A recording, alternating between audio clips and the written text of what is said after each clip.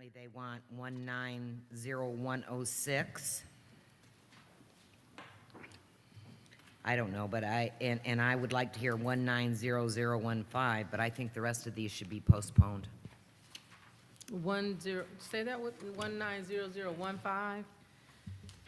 Yes, I would like to hear on the special order 190093, 190106, 190015, and I think the rest of these need to be postponed. So did anybody else have any and additions and/or changes to the agenda? Madam Chair, Councilman Mays. are you categorizing what she just said as an addition or a change? I Correct. heard what she would like. I would object to that. We when can we- deal with them when we get there, but I'm not going to do a motion to postpone with one person saying it at this time as an agenda change. That would circumvent, we got vehicles for postponement when we get there. We don't postpone by what somebody would like. So she made a recommendation for the agenda additions and/or changes to the Right. agenda. So that's a proper thing that she said, and so when it's voted on as a body, we can. I'm objecting, and if you need me to do something proper to make a motion to deny that change, I will. Okay. But she just just- said, right. we got a vehicle for postponement. It's called a motion when we get there. Right. That agenda change I'm objecting to. Thank you, So sir. when there's an objection, we must figure out the vehicle to decide the objection. Well, we don't have it in our rules, right? So according to the parliamentarian, if there's an objection, we need to vote on the objection. Madam Chair. Councilman Mays. I would object at this time to keeping Kate Fields' ones that she wanted. She says she wants hers a special order by Kate Fields 190015. You got 3 from Mays. She wants them postponed in an agenda change. I'm objecting. And so I would move that any postponements be done in the regular postponement manner at that time. There's a motion on the floor. Is there a second? Madam Chair, I second. Mr. Davis has seconded. Is there any discussion? Hearing none. All in favor of supporting what Ms. Fields has asked, say aye. Aye. Those that oppose? Any abstentions? So, when you don't A vote. division of the House, you must vote. Right. I don't know what Mr. Garrett Right. doing. I thought it is, and that's why I was about to rule So I'm gonna ask that for it a passed. division of the House. I can do that. Before you Okay. rule, I can make So, it clear. So all in favor, say aye. Aye. I'm sorry. All in favor of Ms. Fields' postponement, or keeping the ones and postponing the others, say aye. Miss, point of order. What's your point of order? That ain't her change. Her change- Her change is to postpone.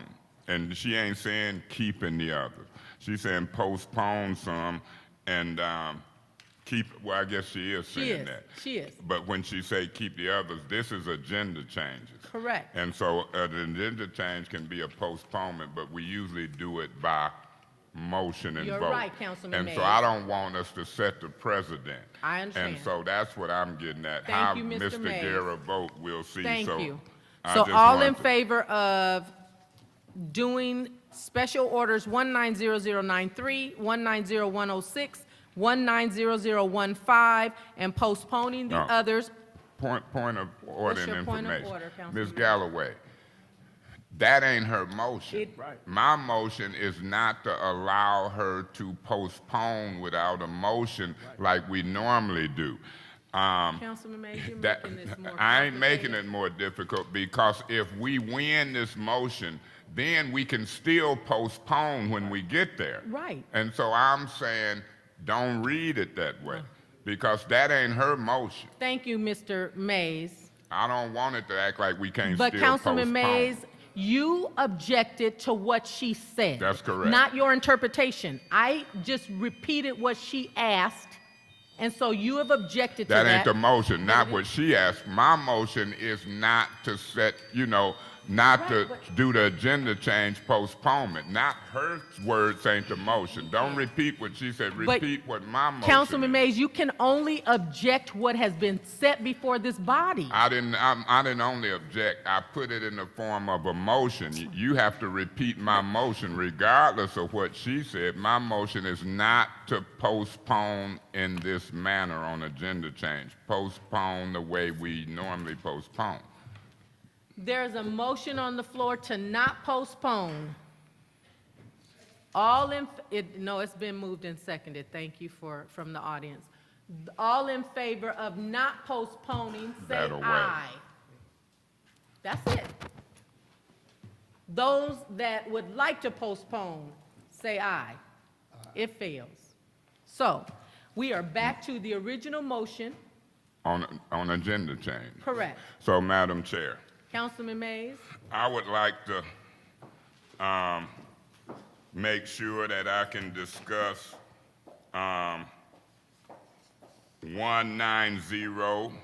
190102, and I would change that to right before resolutions.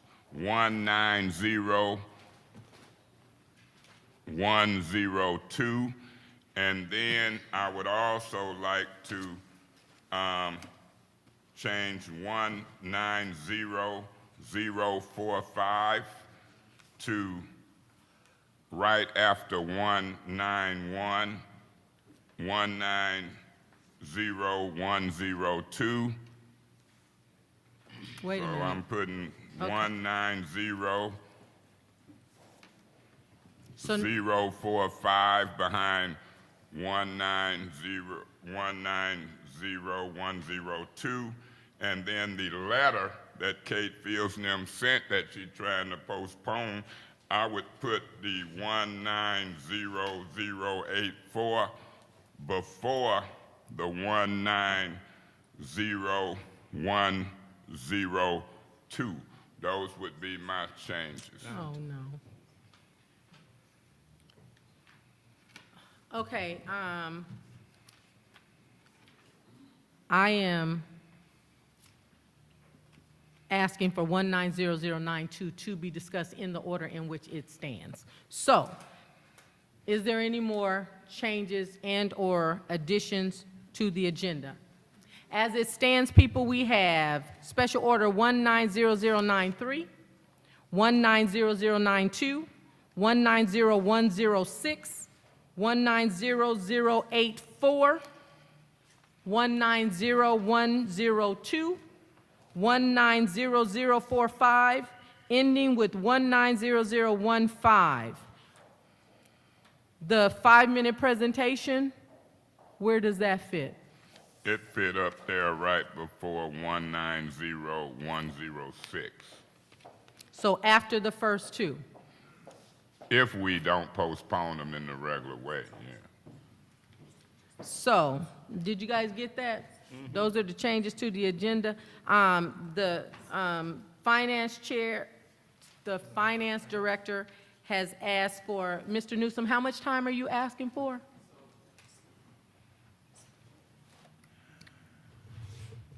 Five to 10 minutes maximum Okay, for tonight. okay. And so, why don't,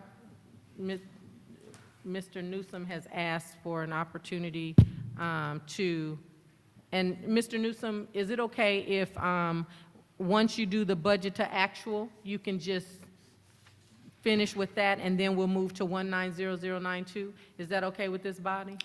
Madam Chair, Councilman Mays? you know, I have no problem putting the 190102 back up there. That was your request. I Back had up moved where? it to the back.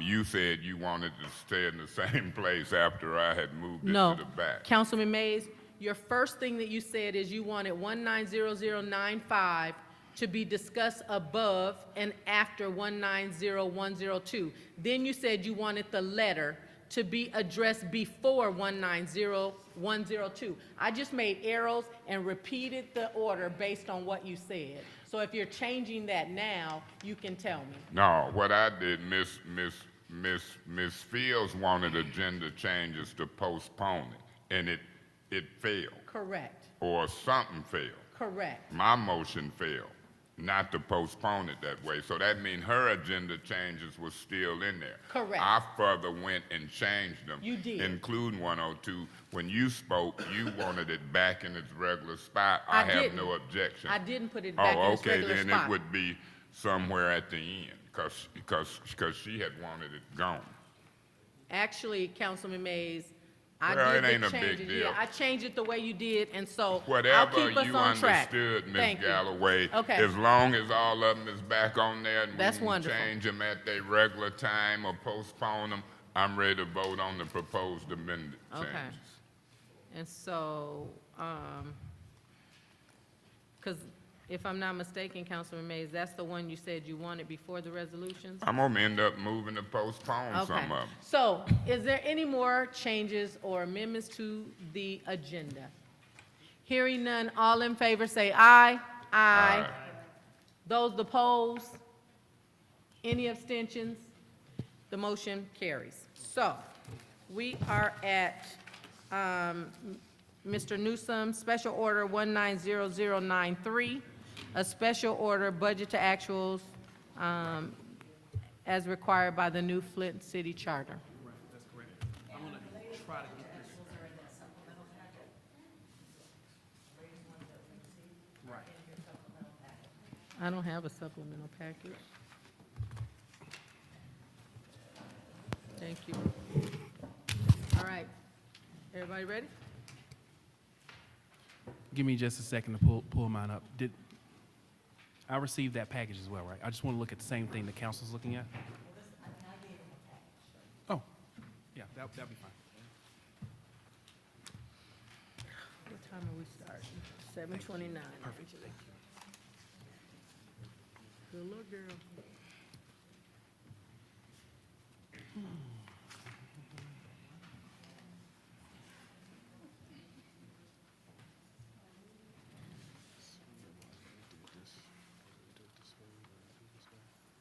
Madam Chair, Councilman Mays? I just wanted to acknowledge our treasurer in here, Amanda. I don't want her to be too late, but hello, Amanda. Thank you. Amanda. So if you turn to the budget report for City of Flint, and again, I do want to remind council that your feedback is appreciated in terms of the format of what this looks like. Here, we just have at the department level. In this document, we have at the department level what the amended budget is versus activity for the year, so you can see how we're tracking against that at the department level.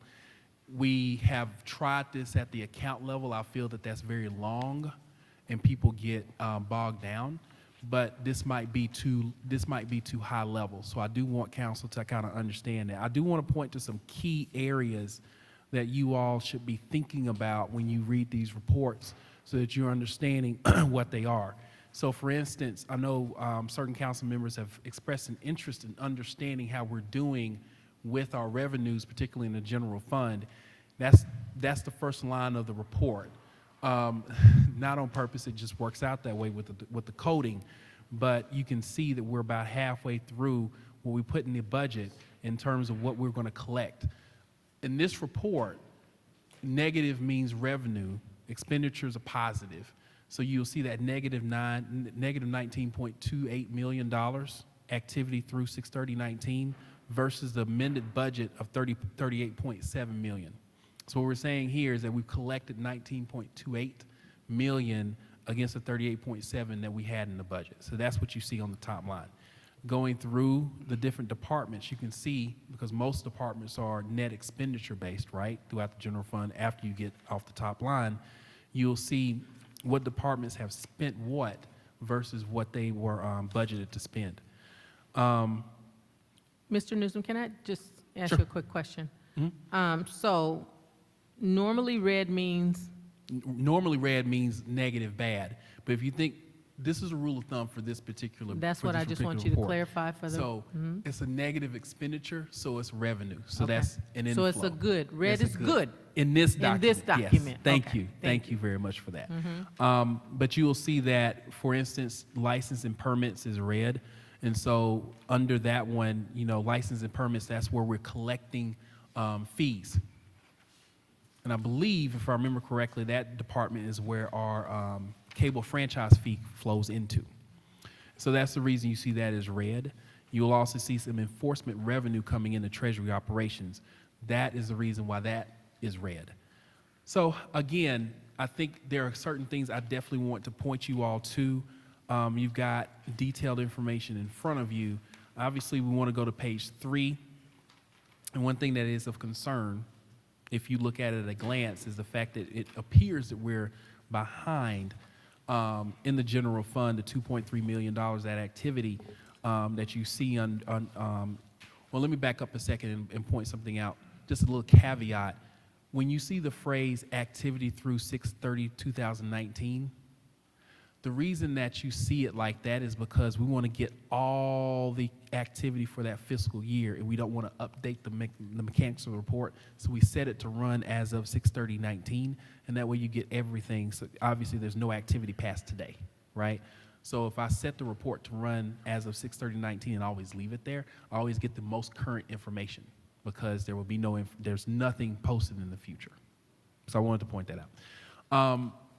I'm not too alarmed by the 2.3 million because usually what happens, Ms. Galloway, I know you and I talked about this a little bit. What happens is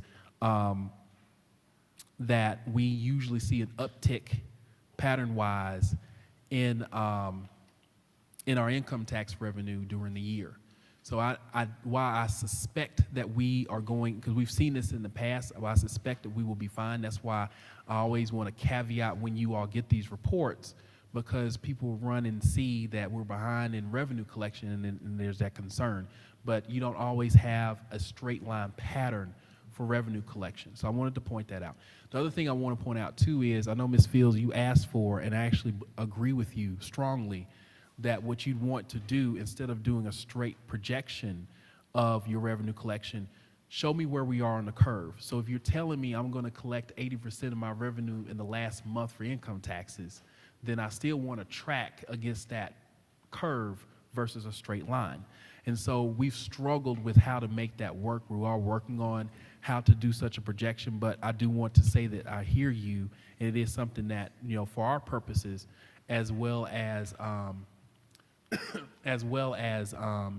for your purposes, it is important for you to see that. So you don't get alarmed. You see where you are on the path versus where you're supposed to be. And we are very close, and I'm hoping to have it for the budget to actuals for that are due really today. Ms. Fields, I'm gonna get you, Mr. Newsom, I gotta clarify one more thing. Sure. So on page 3, where you're talking about that 2.294? Yes. Now that red is bad, or Yeah, that red is that, good? no, that red is bad now. That red is bad. And it's just the way BSNA works. And sometimes I feel like I need a PhD just to understand BSNA. But it's just the way BSNA works. And just, again, I know that, you know, these things need explanation.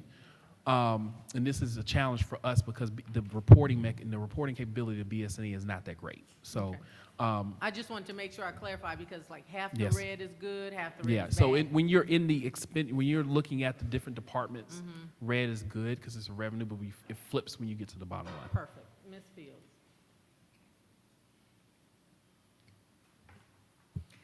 Mr. Newsom, on page 17, Yes. I think that's the right page to look at. You have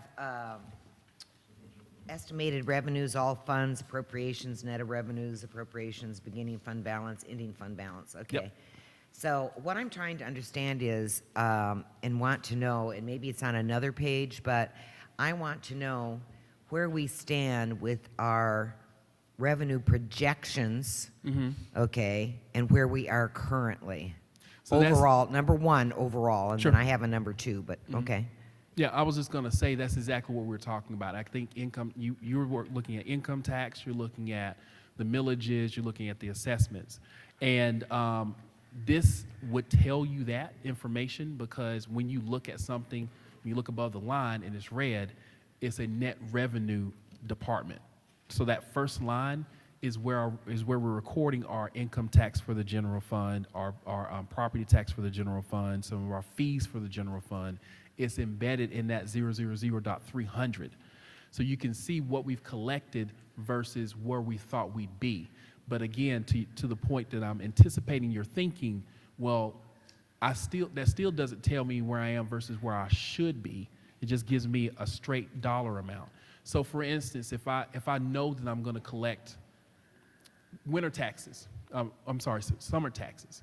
So we have collected, if you will, the summer tax bills that we sent out last August, July-August timeframe. So all that should have already been collected. If I'm halfway through the 4.8 million that I put in the budget, actually 4.9 I put in the budget, at this point, I'm in trouble. Now, you can't see it because it's not broken out, and that goes back to my original point. You can't see it because it's not broken out, but we are well above 100% of our collection on summer taxes. Now, I'm just making an example. I can't tell you that. It won't be clear that there's a problem in that situation, but if I just give you a straight percentage of where we are at this point in the year, 3/4 through the year, if we should be 100% done, if you don't understand how the cost curve or the collection, the historic collection activity behaves. If we're supposed to get 100% of our tax millage by December, and that's what we've historically gotten, and by December we've only gotten half of it, that's a problem, but you wouldn't see it in a budget to actual report. So we need to find a way to quantify that so you can see, hey, wait, Newsom, it's December 31st. Yeah, we're halfway through the fiscal year, but you should have collected all your summer taxes, right?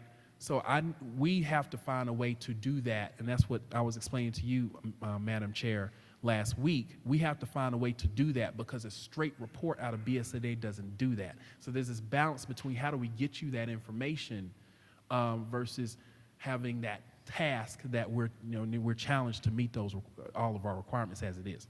Okay, thank you. I appreciate that explanation. But one thing on page 17, Sure. could you please explain on the third line down, there are two, we have the original budget for 18-19, the amended budget, the activity through June 30th of 19, and then projected activity. And in Right. two lines, you have a negative number. That's correct. So what we're saying, The amended budget and the Uh-huh. projected activity, net of revenues, appropriations, all funds. So does that mean we're coming up short? yeah, when BSNA is aggregating all the funds together. So let's assume, and it's the case, we can get there. Let's assume that we're behind, that we said we were going to be behind in the water and the sewer fund, right? We said we we're going to be ahead in 542, which is building safety inspections. I have to go back through the numbers, we can look. What this is saying net is that I am behind by $2 million with all the funds. Now, as you know, we can't move money back and forth. So this number, I rarely look at this all funds number together because I have to think about the funds individually because, as you know, I can't just move money back and forth anyway. So I have to think, okay, is a 542 in good shape or bad shape? Is 295 in good shape or bad shape or whatever? But that's what this is when you look at all funds. And so okay, it well, aggregates everything. And I understand how you get an aggregate number, Mm-hmm. okay, and then you have to kind of search back to pinpoint where the problem area is. Exactly. Okay, but, what do you have to say about what are we going to do? The projected activity for 18-19 is in the red for Right. 1.1 million. Mm-hmm. Okay, Yeah. how are we going to handle that problem? Yeah, so if you look at the budget that we just presented, Ms. Fields, we are working very diligently. I think the biggest headache right now, and I hate to say headache, but the biggest headache is going to be your enterprise fund. So I mean, if I were to put together a strategy of how to deal with this, I'd first start with water and sewer because that's where our biggest losses are. If you go back through the report, you'll see that that's where we're projecting the biggest losses. And so, as we talked about, we need to get very aggressive with how we're doing in terms of spending less than what we bring in. But I mean, if as I've told the new deputy many times, I feel like every day that I don't talk about legacy costs, and I don't talk about water and collections in water and sewer and how to get the revenue in, it's a lost day, because this number gets worse if I keep my costs the same, my non-legacy costs the same, and I keep my revenue the same, and I'm spending an extra, next year we're going from 24.7 to 30.5 million.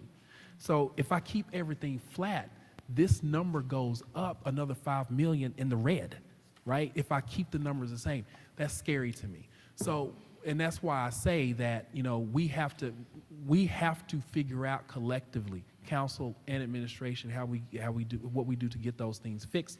And administration has brought some things to you all for how we're going to improve for how we'll improve collections and non-revenue water and sewer for billing, and we'll continue to bring that. And again, I want to say on the record, we do appreciate you all's cooperation with getting the water meters, getting the funding for the water meters closed out.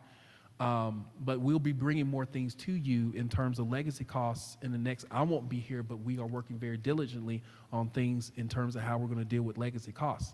That's really the bottom line, because this is a thin number, 1.2 million.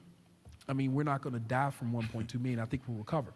But you start talking about another 5 on top of this, it becomes pretty bleak. Excuse me. Well, I noticed that in your chart, which, we'll talk about in detail later, but Yes. one last question here. What I'm concerned about is that we are carrying, and I believe I did do a referral, I haven't seen it yet, but I want to know, okay, on accounts receivable on water accounts, Yes. okay, I want to know the amount we're carrying as if this were revenue that's expected to come in on the water accounts. Yeah. Yet, what's the aging on that? I mean, Right. do we have, are we carrying accounts as accounts receivable from 5 years ago that we don't stand a chance in hell of ever collecting, but we're still putting it on the books as account receivable, which kind of shows that you're balancing the budget? I mean, I want to see a report on that, how far back we carry them. I don't know if we have a policy about that, how much that total amount is, because that certainly affects the revenue estimations. So I don't want to volunteer anybody, but the treasurer is here. I'm not prepared to talk about that off the top of my head, but we can give some detailed figures for you in terms of the aging report. I look at the aging report that the treasurer produces on a regular basis. I do apologize. I don't know. I know you asked for a referral. Did I get this referral? I don't know if I got this referral from the office. Do you remember this referral? Okay, so I'm not sure what happened. I know we talked about it, but the way I've been managing the referrals is that if I receive the official referral on letterhead, I'll respond to it. I think the last one I got was one that was going to come up tonight.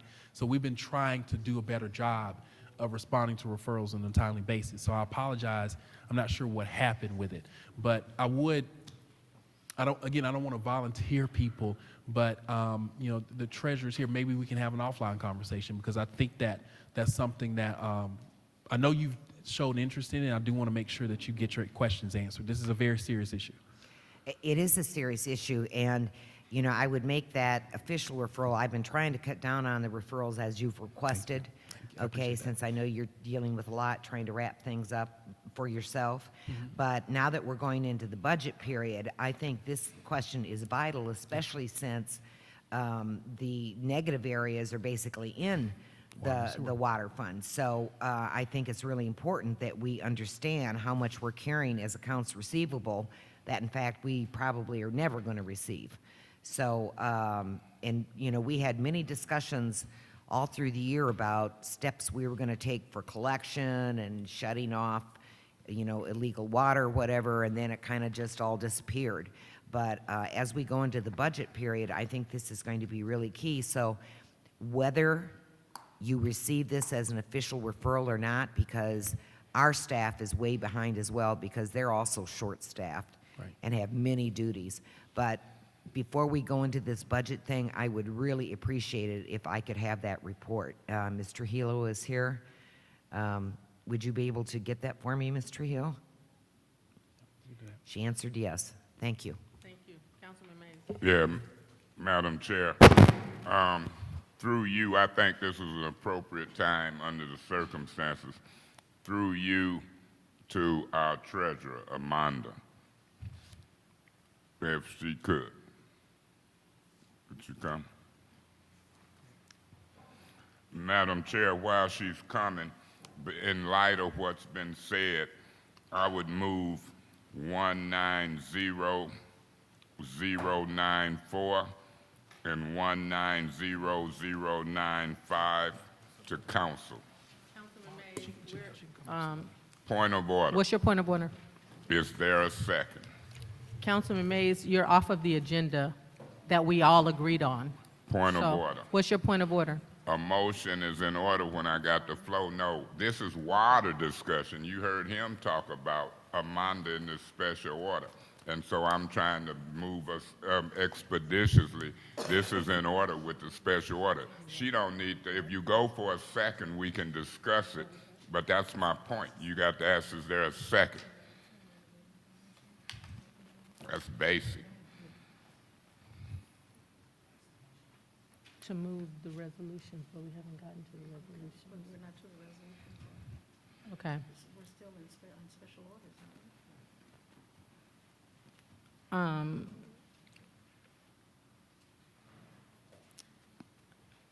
Angela, can you help me out with this one? It's basic.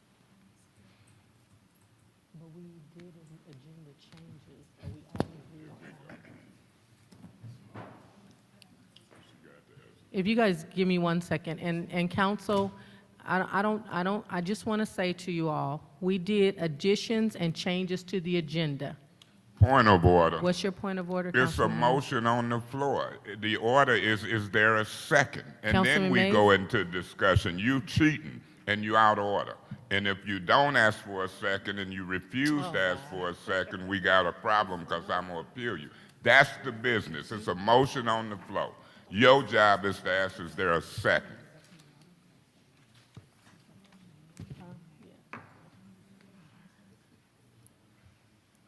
There's a motion to approve. No, to move 190194 and 190095 to council. Not to approve, to move it to council. To move it, I'm It's a sorry. committee meeting. You know what?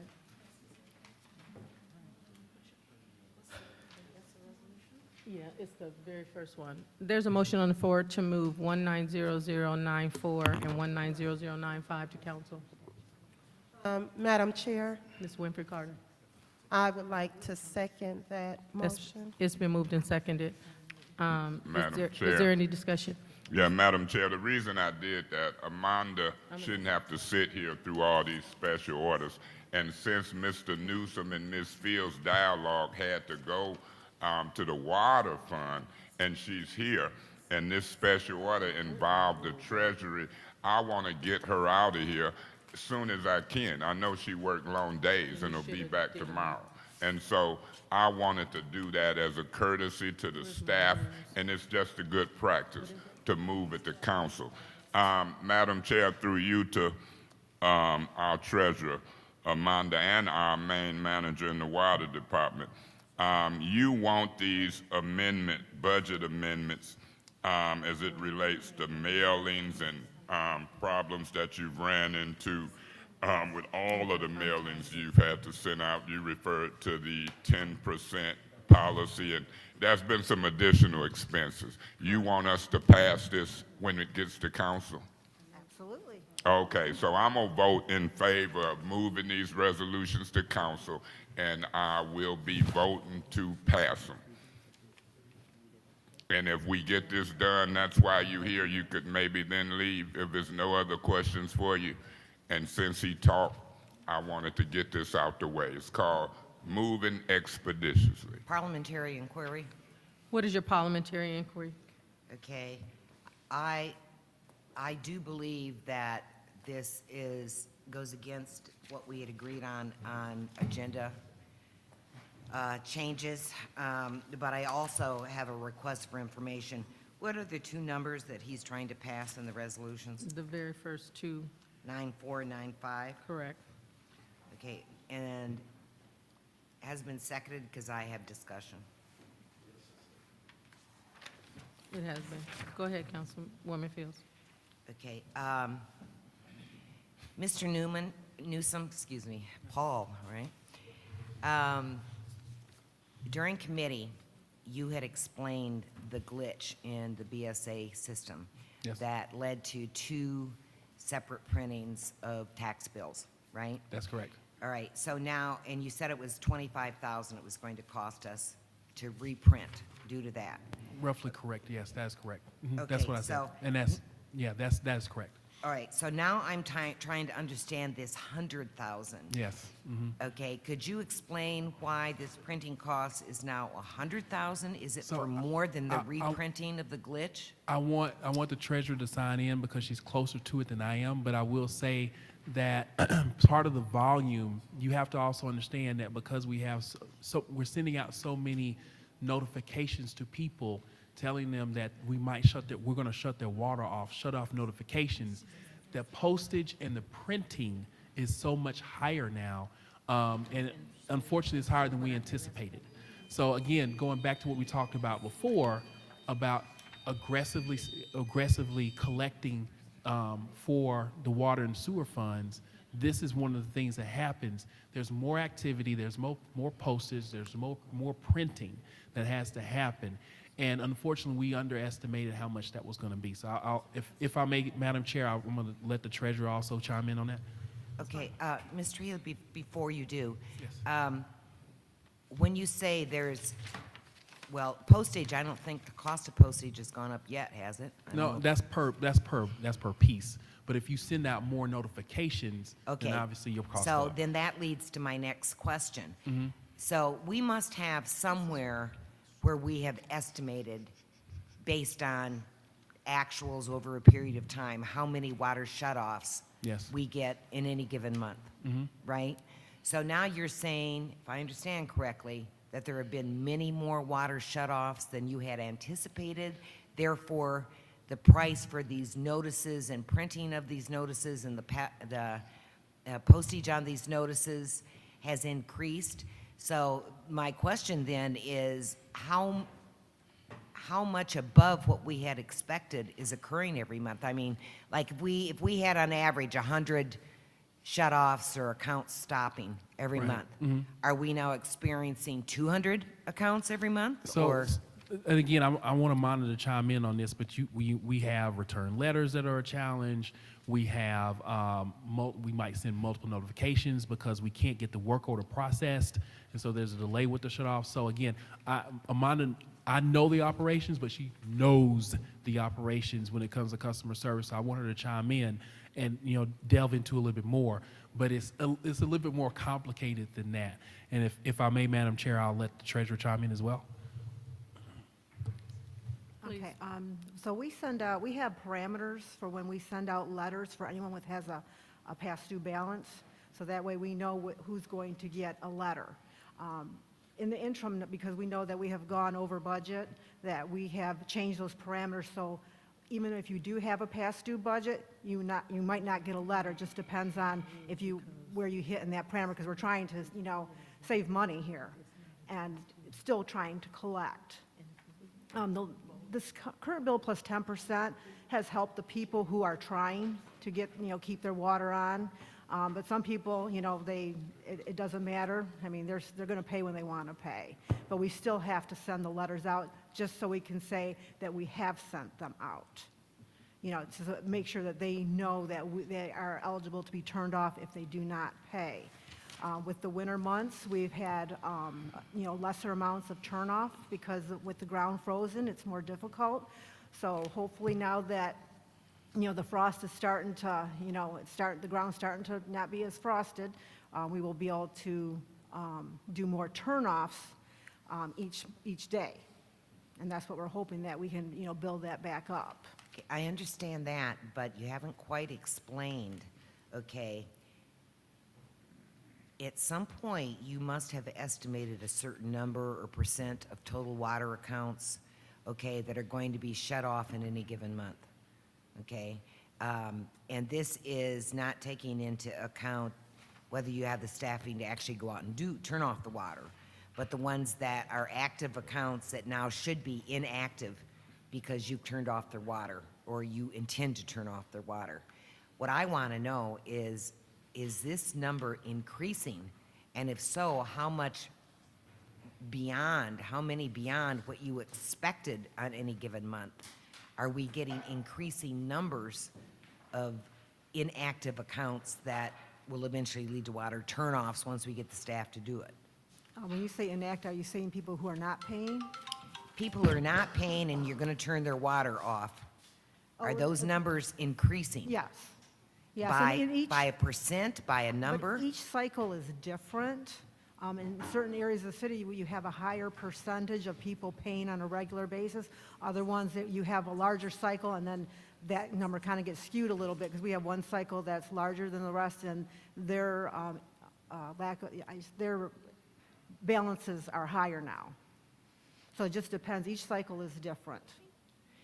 Okay, but let's say we have, and the last I heard was 26,000 active water accounts. Is that accurate? About 27,000. About Residential. 27,000 active water accounts. Residential active, yes. I'm sorry? 27 residential. Residential, okay, let's just deal with residential for the moment.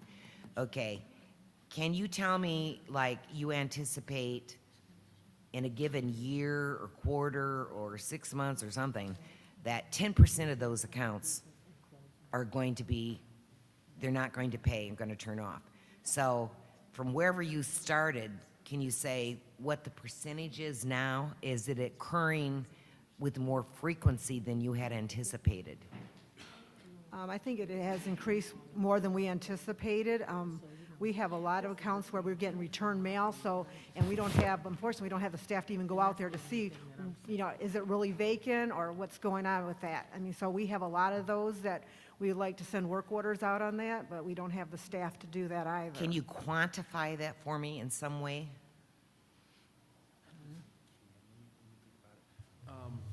Let me throw something at you and see if this works. I think you're asking about recidivism is really not the term I want to look for, but you're really asking for a number of people that we turn them off and then we have to come back and turn them off again, like this cyclicality, if you will. I keep having to return to the same address and turn that person off and on again. Is that what you're getting at? I just want to make sure I understand your Just the ask. totality, like, in any given month, we're turning off 100 people's water. Yeah, if we have the staff. We So, could definitely provide you the CNP work order list, the quantities of the number of, and at one point we were providing that to council, where we were providing you a report that showed the number of CNPs requested, the number of CNPs executed on a rolling basis. And when we start the trial policy, we can definitely reinvigorate that effort so you can have access to the number of people that, the number of people that are eligible for shut off, and then the number of people that then we are able to shut off in a period of time.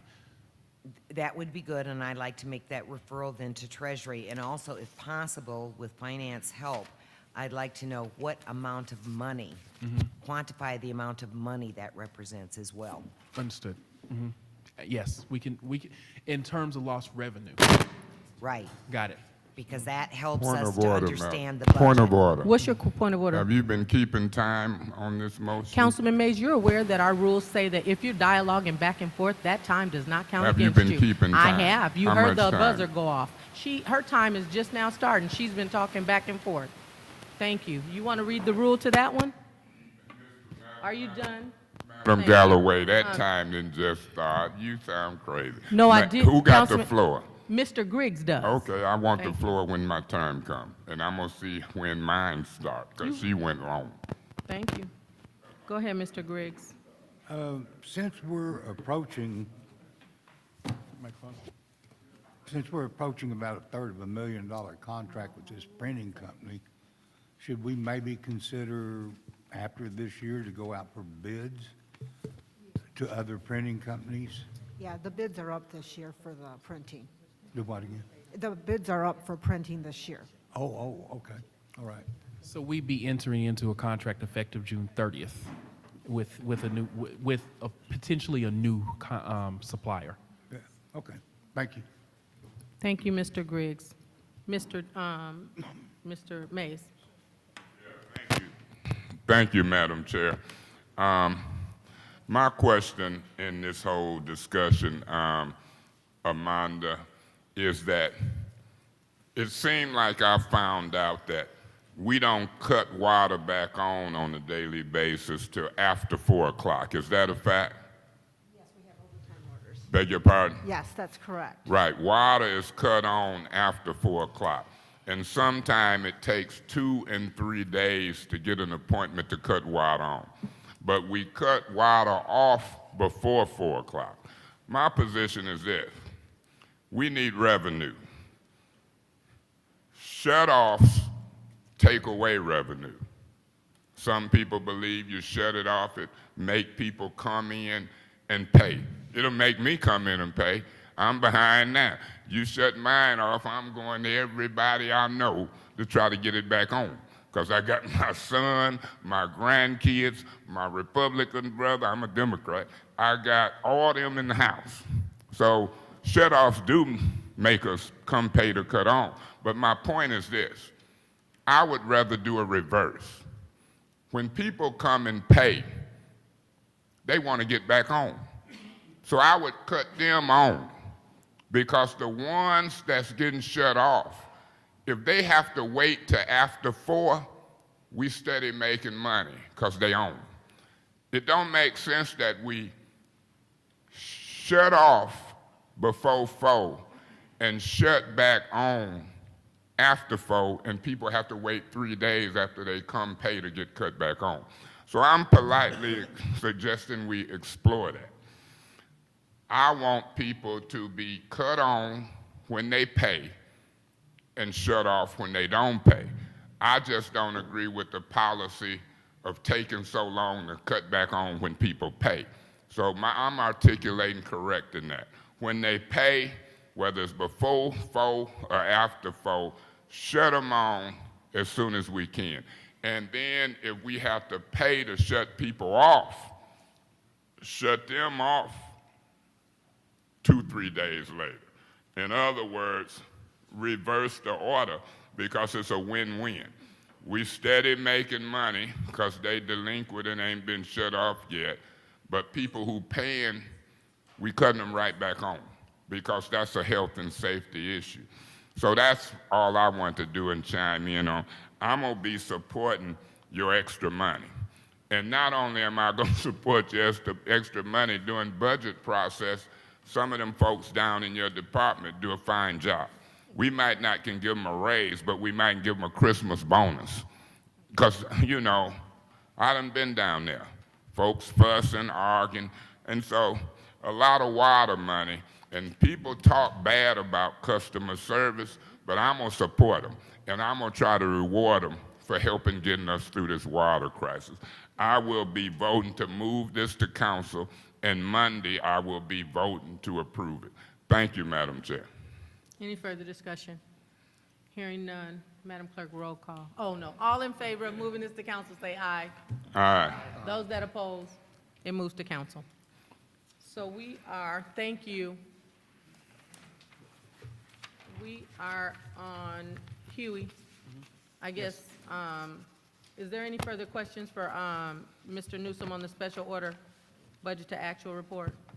Mr. Oh. I do want to tell council one thing. We've been feverishly trying to get the budget to you, literally up till the time we presented it. We've been feverishly working on it. So we expect to see the next budget to actual report, which was due yesterday, by the end of the weekend. Thank you. Ms. Fields? I do have one question. The budget we got is pretty much an aggregate budget. When are we going to get a detailed budget? Will it be prior to the hearings or during the hearings? We could. I'm glad you asked that question. I don't know if you want to segue or you said you want to keep it in this, under this discussion. Okay, great. So I'm glad you asked that question. What we did last year was we provided them at the hearings. If council would prefer to have them in advance, before the reviews, then what we can do is provide you a supplemental booklet. We'll try and get it by end of day tomorrow at the latest, or maybe first thing Monday morning, so that you have that in advance of the reviews.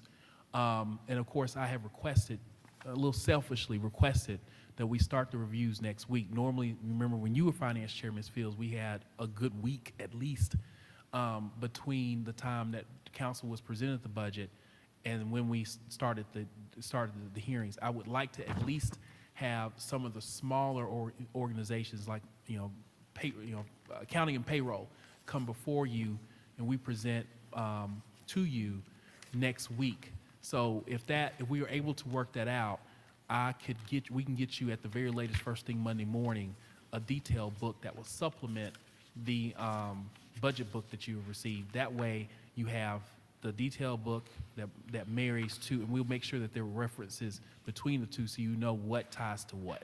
Does that make sense? I would appreciate that, having that ahead of time, the detailed budget. Thank you. And Madam Chair, just an inquiry. Are you meeting as finance chair with the various departments prior to each hearing? I haven't decided that. And so if I may, Madam Chair, so I think going back to your original suggestion, if we are going to try at least get a budget hearing or two out, if it's just finance and accounting and say the assessor's office, which is under my umbrella, as well as a Q&A session, you and I have already met. Those are less complicated budgets. That way council does not have to have a lot of time to review those departments. Then that way maybe that works because you and I have already had a chance. And if you want to get into a cadence going forward where you meet with Rob before you talk about water plant, or you meet with Suzanne before you talk about the streetlight assessment, the streetlight fund or something of that nature, then you can do that. So I eagerly await council's feedback, but again, I would like to schedule something next week if council can make that work. And we'll discuss that. I did, and I want to thank Amanda. I was able to meet with Amanda. And I want to thank Stacy. I was able to meet with Stacy. I did talk with Steve, who said that I could meet with department heads. Those two were very accommodating immediately, so I'll just leave it at that. So is there any further discussion on the special order actual? So we are now at 190092. Mr. Newsom, I put that on as a special order. Part of the GLEWA. Point of order. What's your point of order? It's not proper for a constituent to leave without permission. And I yield the floor. A constituent? Colleague. She did talk to me before, and so. She won't be returning. No, she won't be returning. Okay. But she did speak to me before, Mr. Davis, just so you know. I was just checking. Thank you. Yield the If you floor. guys want us to stop the meeting to let you know, we can make a point to do that. Whatever. And so that's no problem, okay? So I just wanted you to know that. So, Mr. Newsom, part of the 30-year GLEWA deal Yes. that was approved by some of my colleagues, Yes. one of the things that they were requesting and told would hopefully happen was that General Motors would come back on as a customer to our water source. Correct. Then we were told by Rich Baird that they decided that they would not come back. And during the address, it was said that General Motors has come back and is now a commercial customer once again. Correct. The reason why I requested this, and you and I spoke about it, is last I'd heard and hadn't found out whether it was true or not, we owed General Motors in the arena of $1.2 million. And so I wanted to know, based on that, one, was that true that we actually did owe them? And two, with them coming back, how does that 1.2 play into their return? Because originally they generated about $400,000 in revenue. So I'd just like to understand what their return looked like and how that revenue will affect us since we're going into the budget time. So before, I will, if I may, Madam Chair. Please, sir. I don't want to get too deep into the technicalities. I think Mr. Benzick is better suited to talk about the technicalities. I call it a review of how they use sewage, use our sewer system at GM. So I don't want to go too deep into that because that's a little bit outside of my area expertise. But I want to be very careful here. I want to remind council that the way we typically bill our, the default, if you will, what goes in goes out, unless it's a specific, unless we're specifically metering sewer usage. What goes in goes out. So we'll use the meters for the water usage to estimate what the sewer usage is. And so GM met with us and discussed that that isn't appropriate for them because they are an industrial user, and so a lot of their water is used to, it goes away through evaporation or is consumed in the manufacturing process, excuse me, or whatnot. And so we walked through exactly from a technical standpoint where that water goes, and when some percentage does not go, there's a certain percentage that does not get into our sewer system. So, and again, Mr. Benzik is probably more apt to talk about the details of that. I don't want to get too far into the weeds of that. But I don't want to say that there was an error in billing. I want to be very careful here that there was a review of how sewer was used and measured or estimated as opposed to an error in billing. So when we agreed upon a mechanism for how we should be assessing how much sewer usage was done at GM. And I also want to be careful too, because it's not just GM, it's the paint shop, it's the engine plant, it's assembly, so there are multiple places that use sewer and water differently. So I want to be very careful there too. So with that being said, we met with GM officials, and we said that we will consider this. We will take this into consideration, and we felt that it was appropriate for us to adjust how we were billing them based on the research that they were able to provide and what we were able to provide with our own city officials that were experts. And so that's how we got to that point. And I want to also remind council, this actually came to fruition, and I did respond to your referral. This came to fruition last fall, October of 2018. And so this is, this has been out there. We've been billing them for water. We've been also distilling those credits. What we talked about was we have to, giving $1.2 million worth of credits on the sewer side, can't do it at one time. So we talked about spreading it out so that we didn't have a huge cash impact in our sewer fund. So that's what that was discussed. We wanted to make sure we limit the cash impact to sewer. Now, before my time, we have been talking about water, right? GM returning to the city water, and as part of the Gleewood deal, as you remind me and everyone else, as part of the Gleewood deal, GM's concern was that we did not have a long-term contract with a water provider, right? And so their concern was that we couldn't continue to be on a month-to-month basis with GLEWA and then have them come back and there wasn't a long-term water source. So if you remember the timing, we agreed to go back to GLEWA on a long-term contract in December of 17, and that's when the discussions really caught momentum for us to talk about when they will return to City of Flint Water. There was some back and forth, some discussions, and of course they wanted us to, of course, make sure that we consider the review. But I want to be very careful here that all the workings for GM to come back on GLEWA water back on our water was driven by the fact that they needed us to have a long-term water source, which was the GLEWA contract. Right. I just want to know, Mr. Newsom, how does that 1.2, do we, and I don't know, I'm asking you, in the public eye, because this was a big deal, right? It was in the newspaper in 2014, right?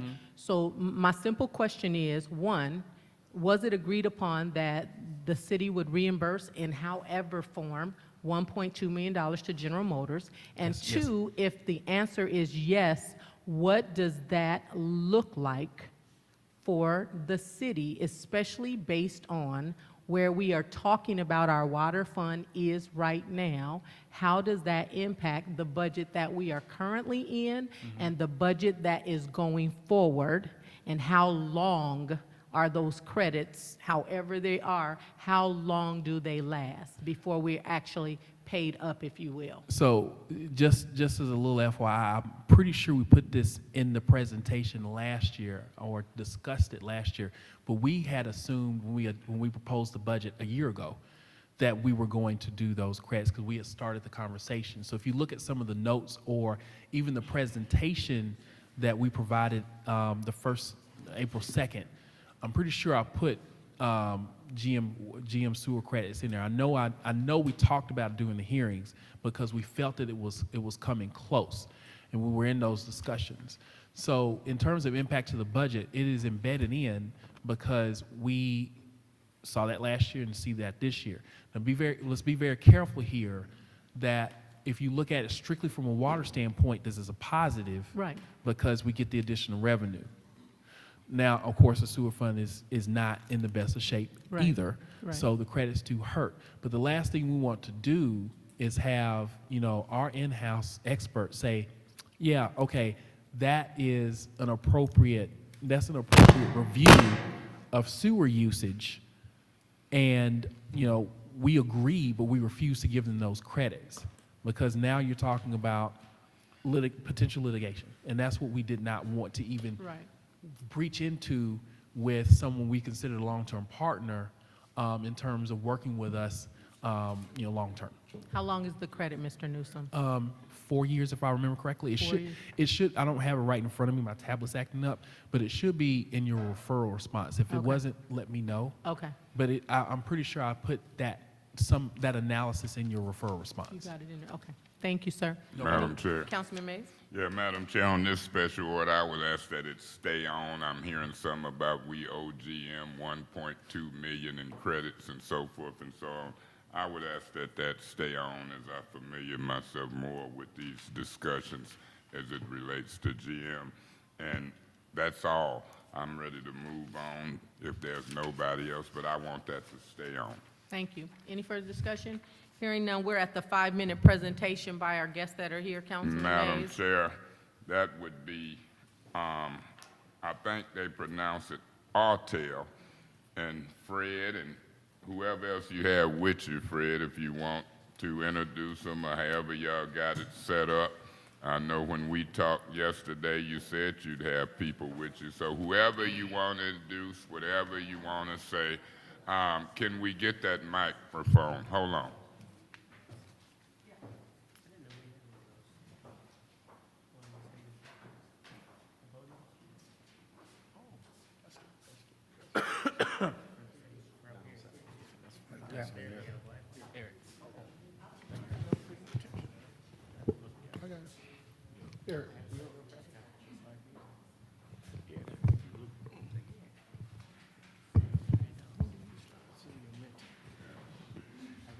That work?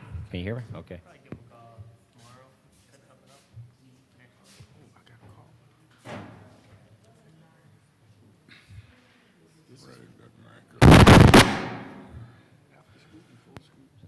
We on?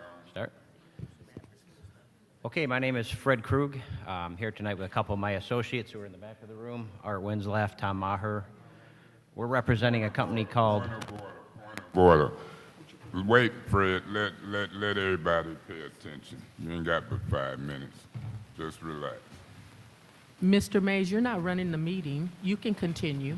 I ran that because everybody was talking, and you shouldn't be rude when he's talking. Councilman Mays, I'm So not. since I ain't running it, Councilman I can say Mays, you're point out of of order. You want me to say point of You're order out of again? order. Point of order. You What's should your have point of recognized order? my What point is of your point order of order? properly. That it's rude to be speaking and talking as a vice and a chair when this man is looking for you for direction. He was just standing there. You didn't even see him. Thank you, Mr. Mays. So that's my point. How you rule on that? Madam Chairman, thank you very much for inviting us here tonight, and we're looking forward to presenting. Again, my name is Fred Krug. I'm here with my associates, Tom Maher, Art Winslaff. We're representing a company called Util Auditors. During the discussion tonight, I heard I think several council members mentioned they were here to increase revenue to the city. And the service that we're proposing that the committee and ultimately, hopefully, the council will consider has an 85% chance of doing exactly that. One thing I want to make clear before I tell you what our process is with UTIL auditors is what it is not. Some of you may be familiar with what they call an energy audit. An energy audit, Consumers Energy comes in, looks at your boilers, windows, LED lights, and so forth, recommends upgrades. That usually entails a large investment up front. And then the theory goes that you'll recover that investment, maybe realize some savings 5, 10, 15 years down the road. This is not an energy audit. This is what we call a uniform cost recovery analysis, or in much simpler terms, a utility bill audit. The state of Texas, actually, I have that law here printed out, and I've got several copies for the committee when I'm done, actually requires every state agency, a college, institution of higher learning to undergo one of these utility bill audits every 4 years to make sure that they're not being overcharged in the different areas. I'll kind of outline briefly here tonight. Again, I know we're in Michigan, but Texas law requires that of their state agencies. So our process requires no upfront cost from the city. We go through and perform our audit. It takes about 60 to 90 days. There is only a fee if we find cost recovery and savings for the city. And I like to say that's still pretty much free because you only pay if we find money that you didn't know you had in the first place. So I'll just briefly describe some of the areas that we go into and look at forensically. Gas, electric, telecom, internet, wastewater, sewer, 401ks, 403B, property tax, and cost segregation. Again, I have that outlined here on some material for you to consider after. So there's 12 different areas. Typical finance manager or facilities manager, this function blends with what they do. We have specialized auditors and software algorithms that are capable of interfacing with local utilities and going in and sifting through, if you will, their 500-page, 20-pound rate books with their different codes and tariffs, and making sure that the city is not being overcharged in any one of these areas. And the great part about it is if we do find you're overcharged, by state law, we can go back 3 to 4 years and get that cash refund and return it to the city. In addition to that, we make sure that the rates are correct going forward so that month after month, year after year from that point forward when the audit's completed, you're saving money month after month, year after year. The process takes very little time. As quick as you can pull 2 or 3 audit, or bills, I should say, for each of the areas that you would choose to have audited, probably takes less than a couple hours. And again, no upfront cost on the city. So 85% of the time, we find that there are errors, again, because there's 500-page rate books, and utilities and different entities make mistakes 85% of the time. And I don't believe the city has ever performed one of these types of audits, a utility bill audit. I'd love to give you a lot of references tonight, but for privacy reasons, I can't. But I can make those available to you, in private. But I can just say a lot of large national chains, franchises, several local, very, very large businesses in this area have undergone this process and received anywhere from $300,000 to $500,000 back. Now, I can't promise that. We could go through the audit and find that you're being charged correctly on everything. It's still a win for the city. It's like a clean bill of health checkup. We'd come back to you and say you're paying exactly what you should be. And again, if we find nothing, there's absolutely no fee for our service, even though we worked on the process for 60 to 90 days, roughly. If there are findings, we return the cash, ensure that you have future savings going forward, and then the split on that is 50% for 24 months. And again, that's coming from money that you didn't even know you had before we performed the audit, so I still say it's kind of free. Madam Chair. Yeah, Madam Chair, I wanted this 5-minute introduction for Fred and his team. I'm hoping that we can keep this on the agenda for 2 weeks. And if people want to hear from him more in between time, if you reach out to the council office, Fred, then maybe you can do one-on-one with some of the council persons like you did with me, and they'd understand it better. But I wanted you to get this 5-minute exposure. I wanted the administration to hear it. You've got Steve Branch there. You've got the finance chair for now and others, and we record. And so I wanted this to happen because you were moving around trying to enter in the dialogue. And so I thank you, and I hope my colleagues take what you're proposing seriously. And legal, finance, everybody can check it out. And if y'all turn out to be credible with a free audit, then, hey, why not? We'll see what happens. Thank you so much. Thank you, Mr. Mays. Thank you to the you committee. so much. Sorry about that. And just so that my colleagues know, we spoke with Art, myself, and Councilman Guerra, so we got some good information. So we are moving to 106, a special order as requested by City Administrator Steve Branch to allow a presentation by Zeromask.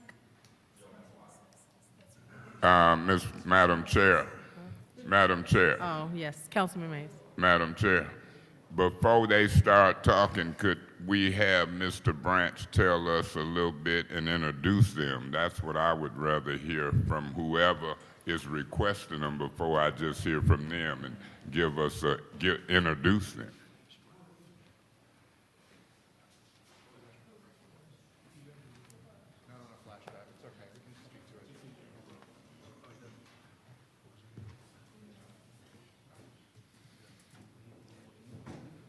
Madam Chair.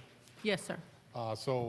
Zero Mass is a company that they have kind of a unique product that it's a solar panel that creates drinking water. It kind of condensates out of the humidity. They have them deployed all over the world. I don't know, how'd you guys end up on our doorstep? But anyway, I want to introduce, this is Colin and Jonathan, and they're here from Zero Mass, but they want to do a project with the city of Flint, and they're really the ones that are best to talk about it. Thank you, sir. Hello, honorable body. My name is Jonathan Quarles. I am a proud Flint native, born and raised here, and I'm also a consultant to Zero Mass Water. I am an angel investor and an international business development consultant. And I was introduced to Zero Mass by Andra Rush, who's is a very prominent manufacturing executive and owner. She introduced me to Zero Mass. She sat on a U.S. Manufacturing Council with the founder of Zero Mass. And so for about a little over a year now, we've been coming in on our own dime, meeting with community leaders, business leaders, philanthropic community, to really just kind of start sharing information. And so we brought Colin in, who's with Zero Mass, who's going to speak more specifically about the product, Zero Mass. Thank you. Thank you. Thank you, Jonathan, Madam Chair, and members of the council. My name is Colin Goddard. I'm a director at Zero Mass Water. We are a renewable energy and water technology company based in Phoenix, Arizona, that was founded in 2014 and now has over 100 members of the staff around 5 continents around the world. We are excited to briefly share our technology vision for economic development and a potential revenue stream for the city. And I'll also add on a personal level how incredibly meaningful it is for me to be here. I'm actively living with high blood lead levels in my body right now, not from drinking water, but from bullet fragments left from surviving the 2007 Virginia Tech shooting. So I know what it's like to live with this condition. I know what it's like to raise a family around it, and I know the kind of fear and uncertainty that can bring. And so, through this experience, it was a different kind of trauma, but people say that we're not defined by the things that happen to us, but what we choose to do after the fact, how we choose to move from crisis to recovery to leadership. And so I have traveled now around the country on water issues, working for communities that have suffered many of the same challenges that you guys know all too well, and have seen Flintstones show up to hearings and council members' meetings, and and command the room and be a leader on this issue and embrace it. And so our concept that I want to talk about is in that light and hopefully can play a role in Flint's journey to be that national leader on water in this country. And so in short, we want to launch an innovative, localized, premium bottled water line right here in Flint, but with water that's made from the sun and the air. We want this business to hire local workers and employ local contractors to support economic development. We want to lease a portion of the city for this bottling line to support private sector investment. We want this business model to also share revenues with the city to use to fund community-focused and water-related projects into the long term. And we want to put Flint on the label of the bottle to help tell this story and help play a part in changing the narrative and Flint's path towards being that national leader on water. I'm sure there are many questions about what we do, particularly how do we make water from the air. You might have seen the 2 panels outside that Rob mentioned. Those are our source hydro panels, and they use the power of the sun only to extract moisture in the air, condense it into liquid water, add minerals, and dispense a high-quality drinking water. These hydro panels do not need any electrical connections or water connections to operate, and they exist entirely separate of existing infrastructure or pipes or anything like that. And at no point does any metals or chemicals come in contact with the water. They look like solar panels, as they said, but they're designed to make water, and they can make it nearly anywhere on the planet, allowing anyone to tap into the largest unused source of clean water available to us, the vapor in the air all around. We see this bottling line starting distribution at local restaurants, hotels, businesses, others in hospitality, and people in the surrounding communities who don't just want to offer great tasting water to people, but also want to do that in a manner that's sustainably sourced, sustainably packaged, and also helps the Flint community at the same time. I mean, knowing how much people have given time and given resources to this community, we think that we have the right partnerships. With the right partnerships, there's tremendous opportunities for expansion. I do not want to be rude. I see And that how with I that will expansion get there. comes the opportunity 1 second. to help continue the narrative change here. So this will be the first project like this in the US, but we are actively developing similar projects in Cape Town, South Africa, which is one of the major cities in the world that almost ran out of water, as well as Australia through a partnership with a local Aboriginal-run business in an underserved community. So we're actively working to put together a lot of the details around this concept, getting up and running and making water. We hope to return to the council in short order to ask for a lease payment, a lease agreement for a part of unused land in the city. And I'll note that we're not asking the city to provide any sort of financial assistance or support in this effort. We are confident that our investment into the city of Flint can help this issue and help this investment stand on itself. So I hope we've been able to convey on a high level the concept that we wanted to talk about, and happy to answer any questions. And sorry, I didn't realize that the presentation was up here. That is the hydro panel that you can see. And if you could, those are some of the projects that we've done around the world in 20 countries to date, at schools, hospitals, disaster relief, farms, different entities. If you could keep clicking through. Those are roughly all the countries that we've been in projects with so far. One more time, please. And that is an image, a conceptual image of the type of bottled water product that we think we can make here. You can see it's a very nice glass bottle, very sleek packaging, and that's not the final image, but that's kind of the general idea to give you guys a picture. And because those list all the benefits that I've kind of verbally mentioned. So I want to be brief on time. Thank you, sir. Did you have something you would say? Okay. One of the things that, in talking with Zero Mass in the very beginning, one of the things that I wanted to be very clear with Zero Mass before coming in, like I said, this is my community. My family members, my friends have been affected by the water crisis, is to make sure that, and when he mentioned this is the first of the U.S., we're doing work all throughout the U.S., but this is actually one where we're actually doing real community engagement. And that was one of the things that I said, that's a deal breaker. If we're not engaged, we're not educating, we're not getting the permission from the community and getting their clearance before we do anything, that this won't work. And so they agreed to it, and like I said, over a year, they've been coming in on their own dime, meeting with leaders throughout the community, and that's one of the things that I think would make this very beneficial, at least for me being involved with it. So we would love to hear, and if there's any questions you all may have, we would love to entertain that. Thank you. Councilman Mays? Madam Chair, you say this is your community. You were born and raised here. Yes, sir. And you went to what school? I went to Sobey Elementary, Whittier Middle School, and graduated from Flint Northern. Flint Northern, I did too. Hey, all you Southwestern Central, you're messing, I ain't, good school. My position is this, huh? What college did you go to? I went to the best university, Florida Agricultural and Mechanical University. I thought you were finna say Michigan State, but that's a whole different thing. We won today. My position is this. If you hang around Flint for any length of time, or if you in the know, and you could be in the know and not know this. I've articulated a Flint brand of bottled water. Did you know that? You did? Is that a yes? Yes, sir. You've heard me say that. Yes. And now you trying to live that. Now, you said you was an owner? Did you say you was an owner? Yes, sir. An owner of what? What they're doing or a distributor? I have several different businesses that I own, but I am a consultant to Zero Mass. You're a consultant to Zero Mass. You're not an owner of Zero Mass. Correct. That's what I'm getting at. It's some folks somewhere on Zero Mass.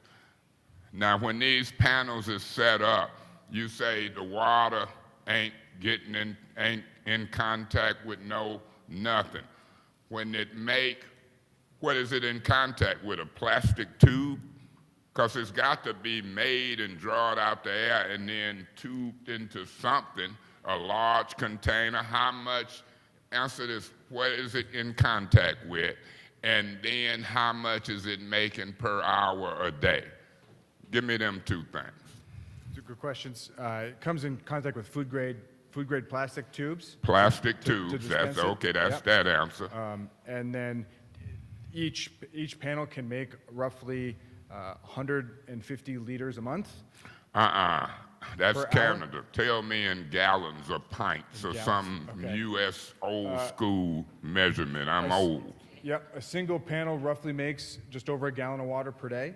A gallon a day. Yeah, we're talking about, several hundred panels that makes gallons, hundreds of gallons every day that can feed into the That line. picture that you showed is one panel. Correct, That's a gallon a day. correct. And you want land to put, let's say we deal with 14 million gallons a day in the city of Flint. We're not going to set 14 million panels No, sir. around. No, sir. It's, But let's say we distributed 4 million, and that included labor costs. But let's just say we did, Chloe, I wonder how many bottles did we distribute on the bottle giveaway? From what I'm hearing you say, sir, in order to get 100 gallons a day, we need 100 panels. In order to get 1,000 gallons a day, we need 1,000 panels sitting around on either city-owned, land bank-owned, or private-owned. If I bought a panel, how much is a panel? Do you sell private people panels? yes, sir. How much is a panel? Roughly $2,000 full MSRP. So if I pay $2,000 and put a panel at 125 Russell Street, my home, I'm gonna get a gallon a day. We do 2 panels for a basic residential operation, which covers all the drinking water needs. $4,000 I get for a 2 family of gallons 4. a day. For 15 years, every For day. 15 years. Yeah. You know I'm old. I might not have but 10, but that my son could use the panels. That's not to slight you. But my position is this. I don't know if that's enough production. I don't know if that's enough production, because right now Flint is hot. And we go through a gallon maybe to cook with. And so it's a supply, it's a demand, but now have you got gallons of this water already stacked up in warehouses? We don't have any panels deployed here besides No, the I ain't two talking in front about of- panels, I'm talking about water. Yeah, we have storage tanks. We would build an external storage tank. Each one of those holds 8 gallons of water when it's full. Okay. And then hundreds of those would be going to larger, 1,000-gallon storage tanks. And the reason And I then- ask, Yep. because water don't sit still here in bottled water. It's consumed as it's made. And I'm concerned about the production. Now, don't get me wrong. If my fellow Northern Viking wanted to do it, I might support him, but he ain't making enough capacity to keep up, but he can make money. And we can maybe provide some land for him.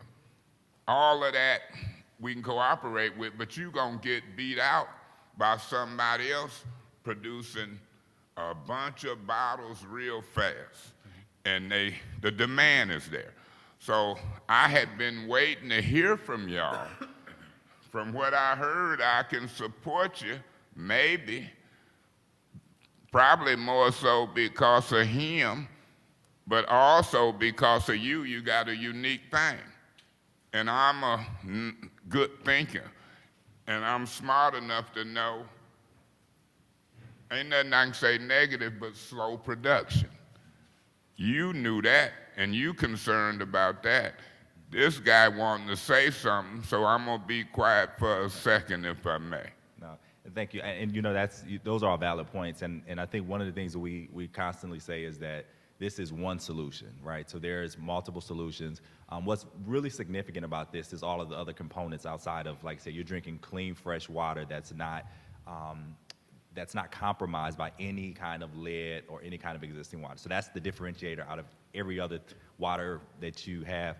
The other part is we're looking to create jobs, real jobs. We're currently right now, I've been talking to local companies here for branding agencies, those that will be doing distribution. All of this will be Flint, not outside of Flint. So that's another aspect. Can I interrupt you one time before I yield the floor? What you say your name was? Colin Goddard. Colin? Yes, sir. And what you say your name was? Jonathan Quarles. Jonathan and Colin. Y'all heard me say something. You heard the S word. I said from this seat publicly, I can support you, but I'm concerned about your value. One of the last tidbits I want to talk about before I yield the floor, because I talk long, I never stop. And I change my mind back and forth as I get to know folks. My concern before I yield the floor is distribution. That's my way of thinking. You know, I'm one of them old network marketing, profit sharing, bonus, residual check guys. Have y'all looked at that form of distribution? And if you have, you know, as a council person, I can work another job. I can own another business. I'm a brand. I don't know if I'm a good brand, but I'm a brand. And this is the area that I'm concerned about. And I'm also concerned about a traditional bottled water factory as well.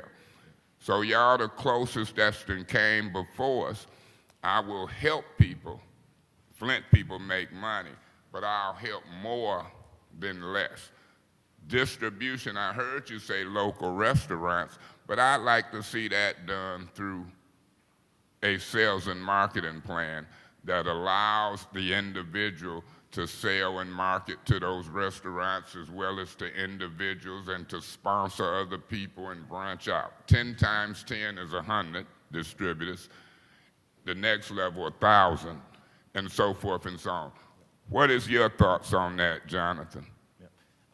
That's actually good. We've started having that conversation now about several different things, right? So one is having the community, as I mentioned, I'm an angel investor, so having a community share venture. So for this bottled water production, you know, having a way, this is just ideas we've started talking about with community leaders, engaging a typical resident that say, hey, I have $1,000 that I want to contribute to this bottling company. So then they become equity partners of this bottling company, where they actually will receive equity from the profits that's received from it. and then also having them involved in the whole marketing and sales standpoint of. And I'm interested in that too, but I'm also interested in some $20 and $30 and $50 equity partners who are some communicators and distributors as well. And so I don't know what you do with these guys as a consultant, but I worked for General Motors for 30 years. The manufacturer can make money, and the distributor, they call them car dealerships. Car dealership owners, I know some, they rich. They have maids and big houses. That's a business. So that's what I'm gonna leave y'all with. I'm willing to maybe help you, but I don't think y'all got the capacity to keep up with what I'm looking at in the city of Flint in what y'all described. I'm interested in what you're saying, but I'm also interested in traditional brands of water too. Your brand, I don't even know the price breakdown in the structure yet. I'm looking at bottle samples or whatever. Can we agree that we can have some private conversation, you and I? Yes, absolutely. And then we'll take it from there. I'm interested in bottled water distribution. I'm interested in entrepreneurship, but I'm interested in particularly black folks. I get in trouble when I say that, but my ward is 97% black. I'm interested in black folks not just being consultants, but owners and so forth and so on. I just want to make sure that I'm looking at what I'm looking at, hearing what I'm hearing, and I look forward to conversation. Because we've been in some conversation too. We almost ready to call meetings, where when I call the first meeting of the distributors, it's gonna be 50 to 100 show up, I bet you. And then we gonna sponsor and do, we done check with the IRS, we understand the bonus and price structure, we understand the sliding scale of bonus and profit and residual income. And so, if the Lord move in a certain way, let's see if there's something we can do with this brand. I look forward to talking to you. Thank you, Madam Chair. Thank you. Mr. Guerra. So how big is that? I don't see any about, Madam Chair. You'll see them outside the front building. It's roughly 4 by 8. okay, four. Yeah. Okay, all right. I've always wondered what those were. So my question is I was kind of doing some research. So is it about a gallon of bottled water, about like $1.22 a piece? Is that an average? Depends on the type of bottled water. This is a very high quality, solid pH, good TDS, alkalinity, very nice soft water.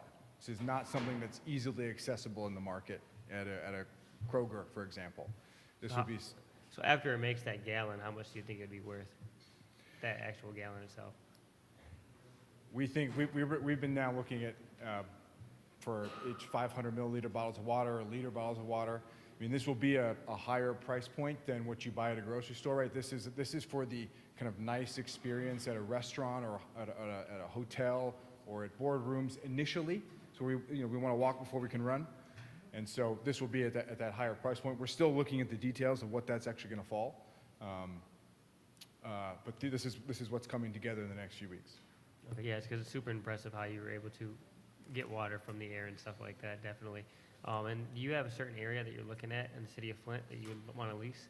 There's a number of locations we found. It just needs to be flat and clear access to the sun. I mean, there's parts of the old water plant that's unused that is compelling in terms of its symbolism, even though that anything there would be entirely separate from the water supply. It would be not connected to in any way. That's an option that we're looking at. So have you looked at Buick City? I will have to double check.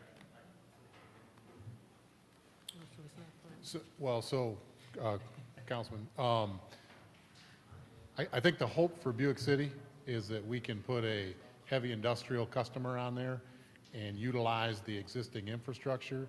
But certainly, their product is, or their panel is kind of temporary, if you will. I mean, you can set it up and move it. I mean, it's not like it's completely mobile.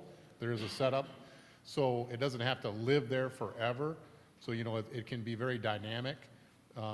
Right now, we're looking at, potentially a couple hundred panels, and we can scale way up. So you could go into the thousands. Really, the only limit is the space you have to put them in.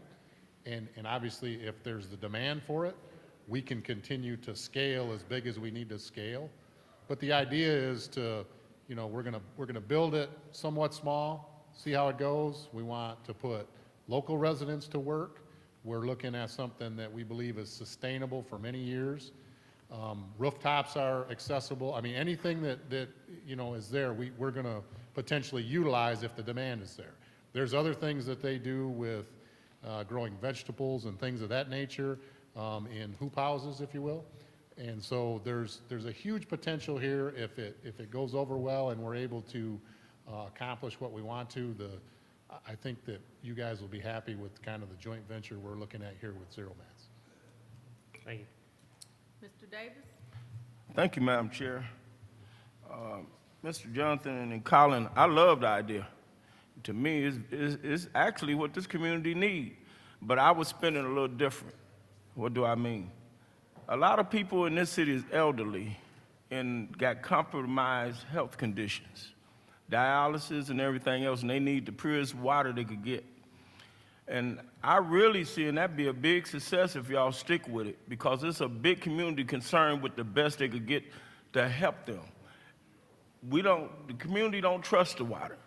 And it's hard to find a pure system that they could actually, right out the gate, trust it. That look trustable.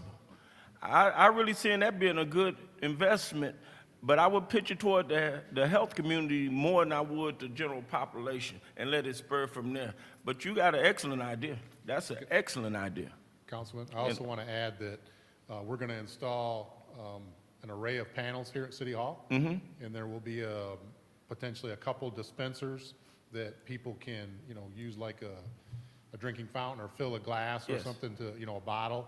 There's also going to be an array at Burston, and that's kind of our pilot, if you will, to say, hey, come and try this water. We want you to get an idea of what it is, understand what it's like, understand what it tastes like, and so that people can get can get an idea of what it is and hopefully help it to grow and help it to market it. Well, I wish you would market through GHS or some of them health-type places so the elderly community would know that exists or is available. 'Cause I think that's an excellent product. Thank you. Mr. Griggs? Mr. Benzick, while you're up, should Flint have safe, clean drinking water within about 2 years from now? Yes or no? My opinion is it's safe and clean now. I agree. Well, then that means it's bottled quality. Why don't we just start selling our tap water? We could potentially sell tap water if people would buy it. If there's a market for it. Yeah, I think that's I'm the not sure would be anybody the in issue. Flint would want to buy bottled Flint tap water. But I mean, why bother with having a bottling plant? When we're here in 2 years, we should have, perfectly good water. What happens to this bottling plant? I don't think anything Try to get happens some to other the, city to take it? no, I don't think anything happens to the bottling plant because I think we're talking about two different markets. So we're looking at the public water supply. I think you're talking directly about the public water Who's supply. the market? Is it the people in Flint? It could be the people in Flint, And they got to pay for this bottle. if they Water. choose to. Well, why wouldn't they just bottle their own water out of their tap? This doesn't make sense to me. I'm sorry. Good point, Councilman Briggs. This is, if you were to go to a restaurant and buy a bottle of Perrier or Evian bottle like that, this is that in that kind of space that is not so much for in your home residence, but in that premium, nice experience of a executive suites or a nice hotel or restaurant is where we start. And then as the community understands it, as the world understands the water and its place in the story here, then there are options for a number of different I recommend opportunities. you check the hospitality industry and see if they would buy the water from you. That's step Because one. I'm sure Albion and people like that may be giving them good deals.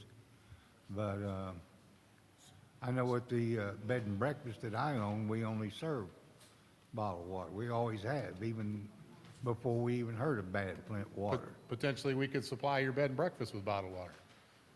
Yeah, if it will compete with Sam's, Well, I think so. that's where we get it now. So I think I think the product that we're talking about is similar to like a Fiji water, stuff like that, the high-end bottled water that I can some get people high-end choose to water drink. at Sam's. They treat it more like a beverage than they do, just a bottle of water. I can even get fizzy water from Italy at Sam's. Absolutely. Maybe we'll be selling this at Sam's. Okay.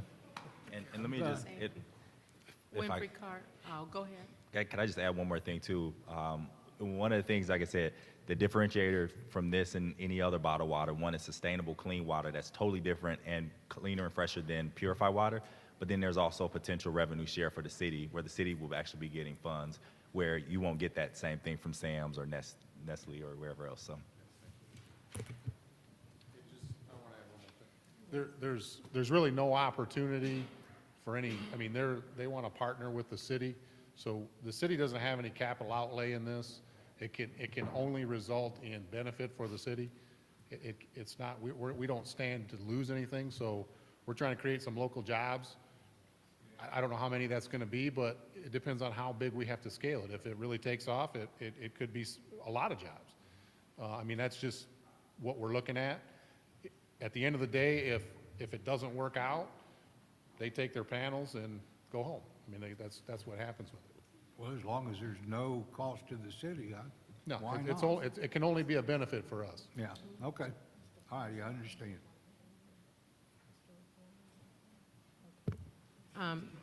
Ms. Winfrey Carter. Thank you, Madam Chair. I just want to say thank you for your presentation. I'm into this. I'm listening. I want to sit down with you guys and find out more information. Revenue sharing, jobs, natural water. This could be really good for the city. So I'm interested in talking to you guys more. And thank you for your presentation. Thank you. And there's one other thing that I want to add that I don't think we touched is there's also a STEM component that we've done in the past with other public schools where we are teaching and educating young people about the technology, which the whole career path of water technology. Yes. That's we want to make sure, and we hear a lot of this about Flint being the water capital of the world. We believe that we can be a part of that partnership, and like I said, we can't do this without you all and all the citizens. So. And thank you. That's a good idea to, talk to the students. This is a part of science, chemistry, and I like this. So I would like to sit down and talk to you guys more and see where you guys are headed. Thanks. Attorney Wheeler wanted to make a statement. Yeah, I just wanted to also, you probably do remember this, but I think it was back in, I think Colin mentioned it, back in November or December of last year, there were 2 hydro panels that the city did accept through a resolution, and those are the ones that are out front. So that, like I said, that's just another opportunity to take a look at them, and like I said, so they had already, which we appreciate, they'd already made an initial investment, so to speak, to allow the city to have those. So like I said, we did that resolution. Also, I will make sure that the presentation is submitted to you all in paper form, so you just have a copy of what they've already presented tonight as well. But like I said, it will be a very good partnership, for the city as well. Excuse me, but wouldn't that cost the city? Did you want to be recognized, No, I'd Mr. like to be Griggs? recognized. Mr. Griggs, you have the floor. Okay. Does that mean no administrative cost? None of our lawyer cost? I don't think our lawyers do stuff free. Mr. Mays, I can not answer the part about Mr. Griggs. lawyers. Is your question to Ms.? Well, my question Attorney would be, Wheeler? well, she's talking cost right now, legal cost. No, I'm not. I'm talking about the panels that were given to us at no cost that the council approved back in, it was either late November or early December. I don't want to give you the exact date, but that's when we did accept those. So anytime you would like to initially take a look outside the front doors of City Hall. There are 2 that are right outside there that you can look at immediately. And the only thing else I was saying was that I would also provide you a copy of their presentation, but we do not incur any legal fees for Zero Mass, and they don't incur any legal fees for the city. Okay. Mr. Guerra? Out of curiosity, where's the water going that's being collected from up front? So those have not been plumbed into anywhere, so those are being stored in that reservoir. So they're just sitting there, they're not being used yet? No. Okay. Our intention is to add 15 more to those 2, put them up on the roof, and have it dispense to a water dispenser in the lobby. Okay. Thank you, gentlemen. We appreciate your time. Miss, one last question. What's your question, Mr. Mayor? Have you got any of that water that's been produced from outside? Because I didn't quite hear your answer of what was happening with it. You say it's where? It's stored internally within the panel. We have not commissioned those and plumbed those, so you can't dispense from those 2 right now. How many gallons would be in there? That's been sitting there a while. 16 gallons. 16? Yeah, those are full. I'd like to taste some of it. Is that a dangerous proposition? No, we have some that's bottled separately, which we can supply you and other members of the council. Well, you got my card. Yep. We'll see when I hear from you. Yep. Yeah, we can get everyone sample if you like. And then I'm going to watch them and see how they react after they drink it. Happy to give you a tour. Okay. Thank you. Thank you. I'll wait for the call. Thank you, sir. So next on the list is a special order discussion about the letter 190084. Yeah, Madam Chair. Councilman Mays? Yeah, this is the discussion of the letter. Yes. I had received a copy of that letter from Mr. Jarrett. That's how it came to me, through you, Madam Chair, to Mr. Jarrett. Who's sitting right there. I want to ask him something. No, Councilman Mays. Mr. Jarrett? Councilman Mays, I'm not going to,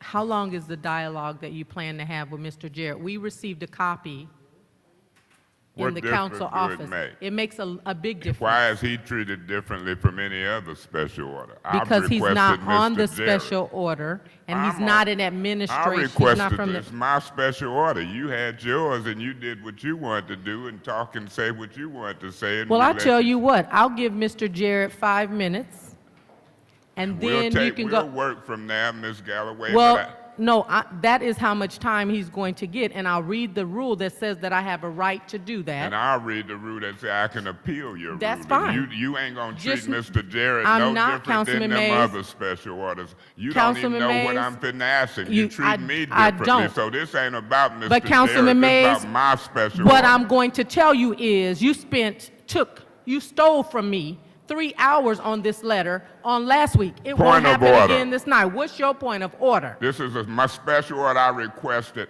I said through the chair to Mr. Jarrett, and here you trying to embarrass And and, I'm scold me in a not. public meeting. You out of order. Councilman and if you Mays. continue to talk one more word when you didn't give me the flow, I'm gonna appeal your That is action. fine, Councilman Mays. I am Point of again order. saying, what is your point of order? You out of order. I I'm had not. The flow. I am letting you appeal know. the ruling of the chair. There is an appeal of the Point of ruling order. of the chair on the floor. Is Point of there a order. second? Point of order. Oh, no, well, there's an appeal on the floor. Is there a second? I second. It's been moved and seconded. According to council rules, council members may request to ask questions of administrative staff, etc. During debate on any agenda item, guest speaker time allowed shall be determined by the presiding chair and is not considered to be part of the limited debate time allocated to council members. We spent 3 hours on this very letter on last week, and that is why I am ruling the way that I am. It's within my purview, and that's my decision. Mr. Davis. Thank you, Madam Chair. It's clear that it was a prejudice toward Mr. Jarrett because He hadn't even came up to the podium, and everybody else was speaking without a prejudice. This body should not favor a prejudice, so it's unfair to even put a prejudice before you even begin. And that would be my point. I yield the floor. Thank you, sir. Madam Chair. Mr. Mays. Yeah, Madam Chair, it done went beyond Mr. Jarrett. This is a special order that's on the agenda. It's a special order as requested by Councilman Mays. Now Councilman Mays is trying to deal with his special order, so it's not just a prejudice toward Mr. Jarrett, it's a prejudice toward this elected councilman's special order. We didn't interfere with yours. Your special order was up here requested by Ms. Galloway to deal with General Motors. We let you do that. We didn't interrupt you. We didn't say this, that, and the other, but when it come to ours, you abusing the chair. And I can't stand for it. You dead wrong. All you had to do was, I said, Madam Chair, through you to Mr. Jarrett, that's who I got the letter from. You don't know what I was going to ask him, how long it was going to take. You didn't preliminarily do that with these other folks. You just getting a little ridiculous. And these arguments that you create when we start talking within a minute. You did it to Mr. Griggs. You did it to Ms. Winfrey Carter. You do it to me constantly. You out of order. You way out of order, and it's getting ridiculous, and it's causing these meetings to go long. And so your chairmanship has caused problems on stuff that could be over with and done with. And it's happening repeatedly. Is there any further discussion? Hearing none, I am going to say to my colleagues, again, guest speaker time allowed shall be determined by the presiding chair. I am disappointed that my colleagues believe that I am being unfair to anyone. Point of order. People that, what is your point of order? The point of order, Madam Chair, I'm not being disrespectful, but what I'm hearing wasn't read to no other person that was at that podium speaking today other than Councilman That's not a point of order, but I gave you the time. I yield And the floor. Mr. Davis, if you will let me finish, the ones that came to the podium were actually voted on by this council in the additions and changes to the agenda. And so the speaker... Point of information. What is your point of Was information? this also voted on as a change and an addition? Yes, it was. Council, you guys look. You are abusing the point of information now.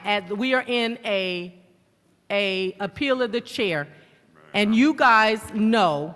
And leave us as sitting here. That's what I'm about ready to do, and it won't be a forum. This is getting ridiculous, Councilman Mays, you're man. out of order. You out of order. Councilman Point Mays. of order.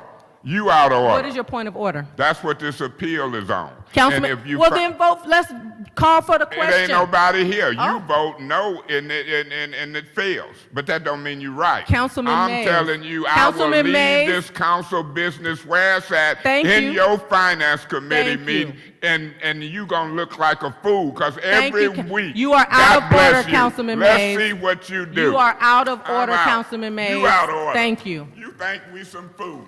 You making a mockery and Thank a you. mess out of this city business. We are- Miss Galloway, we lost we the grown, quorum. we elected. Lost a quorum. Get the heck out of here with your mess. Thank you, Councilman Mays. No, thank you for messing up city business with your mess. Thank you, sir. You don't run every council person and treat folks differently. The hell with you. Every week. Hello, Reed. You can tell Angela you got to go right home.